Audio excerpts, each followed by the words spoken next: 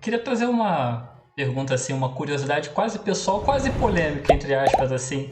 Eu já compartilhei muitas vezes aqui no podcast que a ideia inicial eu queria aprender, eu não queria errar de novo, sabe? Eu queria me conectar com pessoas que, como vocês, profissionais incríveis que têm muito a acrescentar e gostam de compartilhar, sabe? Mas ao mesmo tempo que também no mercado tem muito empreendedor de internet, sabe? O pessoal tá chamando de palco. E para mim, empreendedor de começo de vida, de carreira, de empreendedora, eu fico sempre me perguntando como... Eu tenho dado sorte, sabe? Encontrei vocês, mas para quem tá acompanhando a gente, como se conectar com as pessoas certas que vão trazer conhecimentos corretos, sabe? Eu acho que hoje tá um momento difícil de identificar isso. Não sei se é a visão de vocês. Primeiro, vou tomar a dianteira aqui e fazer um elogio ao Renato. Só falar o seguinte: a sorte não é acaso, a sorte é para quem está dando a cara a bater e para quem está correndo atrás. Então, você não teve sorte. É só você está tendo bons resultados, uma vez que a sua jornada está sendo bem construída. Seu ponto final. Então, é um elogio. Obrigado. E já respondendo um pouco, tem que dar cara só para bater, tem que estar aparecendo, tem que correr riscos. Você tem que correr risco para acharem que você não sabe, para acharem que você é burro, para alguém falar que você tem que aprender mais. Risco constante. Quem não corre risco não se desenvolve. O desenvolvimento está presente no conflito e no risco. Eu corroboro mesmo. Nós em Portugal dizemos a sorte dá muito trabalho. A sorte dá muito trabalho mesmo. O Renato podia ter enviado uma mensagem e ter ficado à espera que as coisas acontecessem, mas não, o Renato insistiu, o Renato falou, o Renato expôs-se, o Renato sujeitou-se a ser rejeitado, sujeitou-se a levar um não. Isso não é sorte, isso é consistência, é trabalho. E o facto de nós estarmos aqui os três hoje só prova mesmo isso. Por outro lado, é verdade que hoje em dia não faltam coaches, não faltam mentores, não faltam pessoas não faltam livros, não falta... A internet, felizmente, colocou à disposição de todo o mundo um conjunto de informações. Depois depende de cada um de nós aquilo que nós consumimos. Eu tenho falado muitas vezes em Portugal que nós hoje quase precisávamos de um curso para aprender a consumir a informação que nos é disponibilizada diariamente. Porque a verdade é que nós somos confrontados hoje com muita informação e muita dela é contraditória. E, portanto, aí também eu acho que uma das maiores capacidades dos jovens empreendedores hoje é perceber a informação que têm disponível. Porque nós passamos para o extremo, pelo menos aqui em Portugal, mas eu acredito que no Brasil é um pouco igual.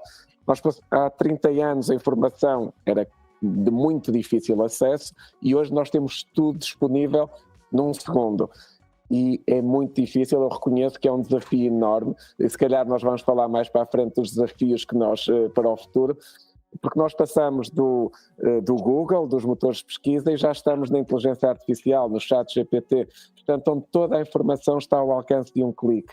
E portanto, é um desafio para os jovens perceber o que é que vão consumir, o que é que vão reter de toda a informação que lhes é disponibilizada em podcasts, em livros, num simples acesso à internet ou numa simples pergunta ao chat GPT. E isso sim é um desafio, concordo plenamente.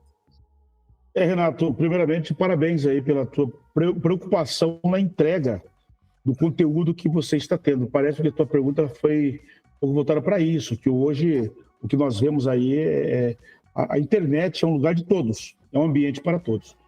Eu divido em duas formas de pensar. Quando as pessoas elas nos encorajam e quando elas nos influenciam. Alguém que nos encoraja é alguém que diz assim, faça isto, porque isto dá certo. E isso não quer dizer que a pessoa esteja errada. Só que, ao meu ponto de vista, a credibilidade ela fica um pouco duvidosa ou questionável. Agora, alguém que diz assim, que ele é influenciador, faça o que eu faço. Olha só, faça o que eu falo, é uma coisa. Faça o que eu falo, são pessoas que nos encorajam. Faça o que eu falo, encorajador. Influenciador, faça o que eu faço. Então chega um momento que a gente começa a separar os conteúdos dentro da internet. Eu, pelo menos, separo dessa forma. Eu procuro consumir conteúdo de quem diz assim, faça o que eu faço realmente.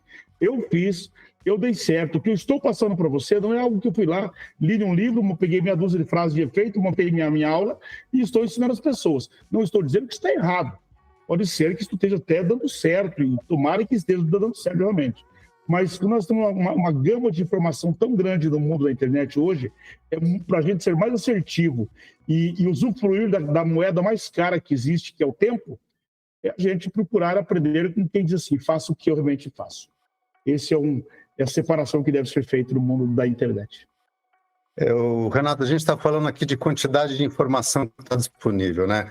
Eu posso falar que até poucos anos atrás, antes de eu viver o encontro com a minha atividade de hoje, só que eu acho que o empreendedor maduro é aquele que vive o encontro dele com o que ele faz.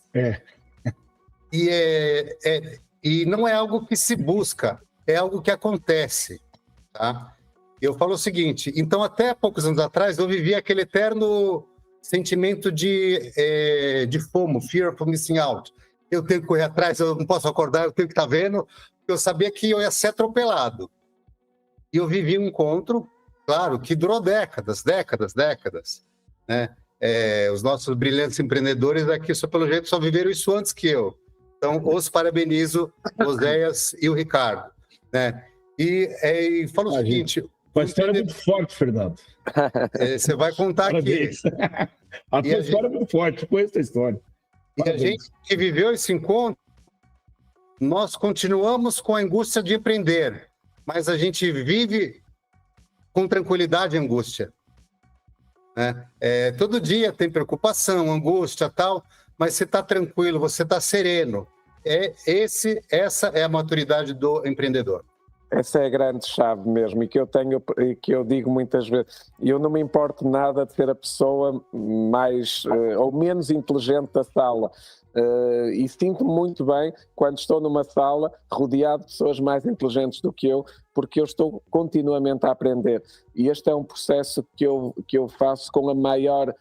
e não se trata aqui de humildade, nem... É serenidade, como disse o Fernando. É a serenidade de nós percebermos que, independentemente daquilo que já alcançamos, independentemente daquilo que já sabemos, podemos sempre aprender mais, podemos sempre cultivar-nos mais, e temos, por outro lado, também a missão de partilhar.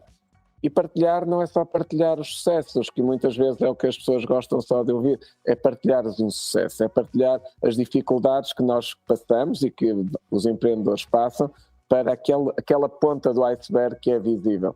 E eu acho que é isso que ajuda, de facto, as pessoas a perceberem que isto não é o mundo dos sonhos, isto não é o mundo das redes sociais, isto é a realidade.